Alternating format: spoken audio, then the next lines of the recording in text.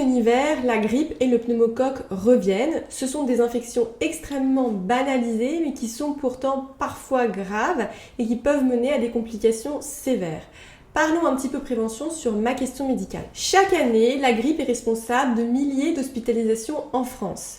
Les personnes les plus vulnérables sont les femmes enceintes, les personnes immunodéprimées, les personnes atteintes de maladies chroniques et les personnes âgées de plus de 65 ans. Chez la femme enceinte, pourquoi c'est important ? Eh bien, c'est tout simplement parce que la grippe peut entraîner des complications respiratoires sévères, mais aussi un accouchement prématuré ou encore un bébé de petit poids. Le pneumocoque, ça peut aussi provoquer des complications sévères comme une pneumonie, une méningite, des septicémies, etc. Le vaccin contre le pneumocoque, il est recommandé chez les personnes de plus de 65 ans, chez les nourrissons, chez les personnes fragiles, comme les personnes immunodéprimées et les personnes qui ont des maladies chroniques, notamment des maladies respiratoires. A noter qu'il existe 2 types de vaccins contre le pneumocoque qui peuvent être complémentaires. Lors d'une téléconsultation, par exemple sur ma question médicale, vous pouvez poser toutes vos questions au médecin, par exemple si vous êtes enceinte.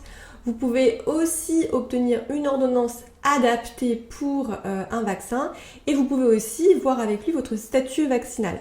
Vous pouvez faire une téléconsultation directement depuis une borne en pharmacie et enchaîner directement derrière avec le vaccin. Vous l'avez compris, la grippe et le pneumocoque peuvent véritablement être évités pour les personnes fragiles. Le mieux, c'est de vérifier vos vaccins dès maintenant. On se retrouve bientôt sur la chaîne de Ma Question Médicale. Prenez bien soin de vous.